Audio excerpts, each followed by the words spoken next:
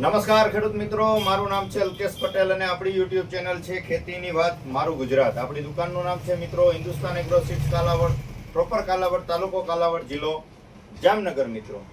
મિત્રો આજે આપણે વાત કરવાની છે કે જે છે ચોમાસું વાવેતરમાં કપાસ છે, મગફળી છે, સોયાબીન છે, આ પ્રકારના વાવેતર અત્યારે થઈ ગયા છે. તો હવે અગત્યનો પાક અને જેની ખેડૂત મિત્રો રાહ જોઈ રહ્યા છે કે વરસાદી જે છે વરાપ નીકળે, થોડી ખરાર થાય, જમીન સુકાય, તો આપણે આની અંદર આપણે વાવેતર કરવાનું છે.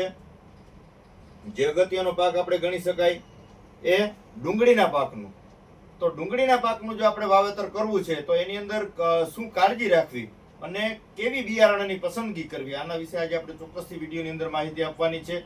તો છેલ્લે સુધી આપણા વિડીયોની અંદર જોડાઈ રહેજો. આપણે ચેનલમાં જો કોઈ નવા હોય તો ચોક્કસથી આપણી ચેનલને લાઈક કરી, શેર કરી અને બીજા ગ્રુપમાં સેન્ડ કરજો, જેથી કરીને ખેડૂત મિત્રોને ખેતીલક્ષી માહિતી કાયમે કાયમ વિડીયો દ્વારા મળતી રહે. મિત્રો આપણી ચેનલનું નામ છે ખેતીની વાત મારું ગુજરાત. મિત્રો વાત કરવાની છે કે આપણે ડુંગળીના પાકનું વાવેતર કરવાનું છે તો શું કાળજી રાખવી.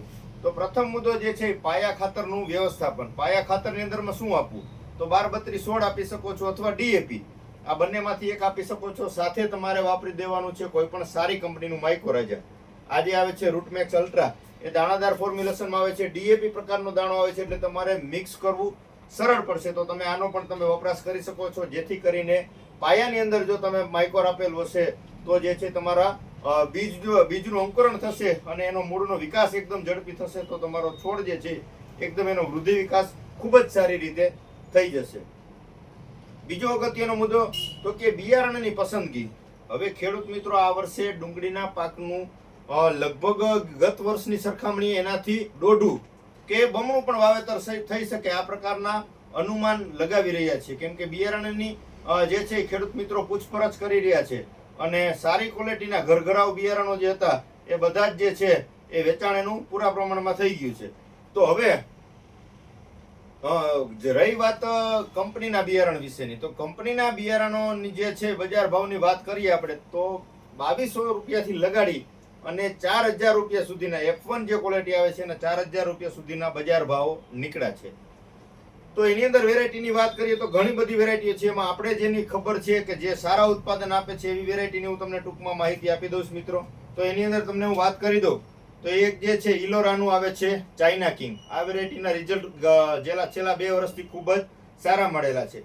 ત્યાર પછી વાત કરીએ આપણે પંચગંગાનું ડોલર, બરાબર છે, આ વેરાયટીનું પણ સારું પરફોર્મન્સ છે. પછી પંચગંગાનું આવે છે વિક્ટર. હવે ઘણા બધા મિત્રોને એવી કન્ફ્યુઝન છે કે ભાઈ આ પંચગંગાનું ડોલર અને વિક્ટર અને સરદાર અને સુપર આ બધું શું છે. તો આ બે એક જ વેરાયટી છે, બે એક જ કંપની છે. જે પંચગંગાના ઓલા ગ્રુપમાં સરદાર અને સુપર આવે છે એવી જ રીતે આની અંદર વિક્ટર અને ડોલર આવે છે. બે વસ્તુ સેમ છે, કંપની બંને એક છે. એટલે તમે આ વાવો તો પણ ભલે અને પંચગંગાનું સરદાર સુપર વાવો તો પણ ભલે, બે વસ્તુ સેમ જ છે, એક જ છે, એટલે મૂંઝાવાની કોઈ જરૂર નથી. પછી કલર સીટનું આવે છે KSP 1700. આ વેરાયટી પણ ખૂબ જ સારી છે. ગાંઠિયાનો આકાર જે છે આ મુજબ જ આની ક્વોલિટી થાય છે અને ખૂબ જ સારા પરિણામ મળે છે. ત્યાર પછી ઈસ્ટ વેસ્ટનું આવે છે પ્રેમા. આ વેરાયટીનું પણ બધા જ મિત્રોએ વાવેતર કરેલું છે. તો આ પ્રેમા વેરાયટીનું પણ રિઝલ્ટ ખૂબ સારા છે. આનું પણ તમે ચોક્કસથી વાવેતર કરી શકો છો. ત્યાર પછી એક વેરાયટી છે લાલીમા. લાલીમા કરીને જે વેરાયટી છે આ પણ ખૂબ જ પ્રચલિત જાત છે. આના પરિણામ ખૂબ સારા મળ્યા છે. છેલ્લા 2-3 વર્ષમાં આ ખૂબ જ પ્રચલિત બની ગયેલી વેરાયટી છે. આ પ્રકારનું જ ગાંઠિયાનું બંધારણ થાય છે. તમારા નજીકના સેન્ટરમાં મળી રહેશે તો ચોક્કસથી મેળવી લેવું. લાલીમા વેરાયટીનું પણ ખૂબ સારું પરફોર્મન્સ તમને જોવા મળશે મિત્રો. તો આ પ્રકારે મેં તમને વાત કરી કે 5-6 પ્રકારની વેરાયટીનો આપણે અનુભવ છે. તો એ મુજબની તમને માહિતી આપણે આપી દીધી છે કે પંચગંગાની 2 વેરાયટી છે, કલશનું 1700 છે, પછી આ ચાઇના કિંગ વેરાયટી છે, પ્રેમા છે અને ભાઈ આપણે લાલીમા છે. આ પ્રકારની વેરાયટી છે. અન્ય વિસ્તારમાં અન્ય વેરાયટીનું વાવેતર થતું હોય તો સારી બાબત છે, સારું ઉત્પાદન આવતું હોય તો સારી બાબત છે. પણ ખેડૂત મિત્રોને મારે એક ખેડૂતનો દીકરો છું, ખેડૂતના દીકરા તરીકે એક ભલામણ કરવી છે કે સસ્તા બિયારણની પસંદગી કરવી નહીં. આ એક અગત્યનો મુદ્દો છે. તમારે વાવેતર 10 વીઘાનું કરવાનું છે તો 7 વીઘાનું કરજો, 3 વીઘાનું વાવેતર ઘટાડી દેજો, પણ સારી ગુણવત્તાનું, સારી કંપનીનું, સારી ક્વોલિટીવાળું બિયારણનું વાવેતર કરજો, જેથી કરીને તમને ઉત્પાદન સારું મળે.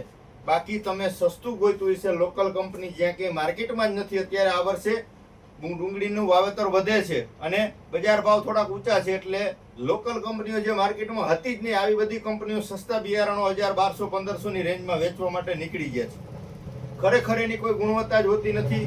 ખેડૂત મિત્રો છેતરાયા વગર 2200 રૂપિયાથી લગાડી, કેમ કે સારી ગુણવત્તામાં સારી ક્વોલિટીમાં પેલો જે ભાવ વાત કરીએ તો પ્રેમાનો છે, 2200 રૂપિયાથી સ્ટાર્ટ થાય છે.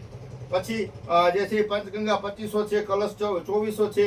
આવી રીતે જે છે 2200 થી લઈ અને 2500-2600 ની રેન્જમાં આ બધી હાઇબ્રિડ વેરાયટીઓ છે. પછી F1 માં જવું હોય તો 3000, 3200, 3500 આ મુજબની વેરાયટીઓ એ પછી પોતપોતાની પસંદગી મુજબ વાવેતર કરી શકે. પણ 2200 ની રેન્જથી લઈ અને 2500 ની રેન્જમાં મારે તમામ ખેડૂત મિત્રોને એવી વિનંતી કરવી છે કે આ પ્રકારના બિયારણોની ખરીદી કરીને વાવેતર કરજો.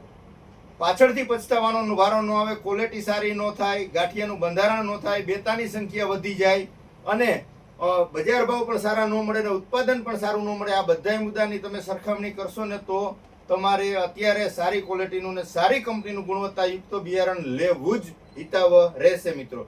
કેમ કે 1 વીઘે 200-500 રૂપિયા તમે સસ્તું કરવા જાશો, પણ પાછળથી તમારે 50 મણથી લઈને 100 મણ સુધીનો ઉત્પાદનમાં ડિફરન્સ, તફાવત ચોક્કસથી જોવા મળશે.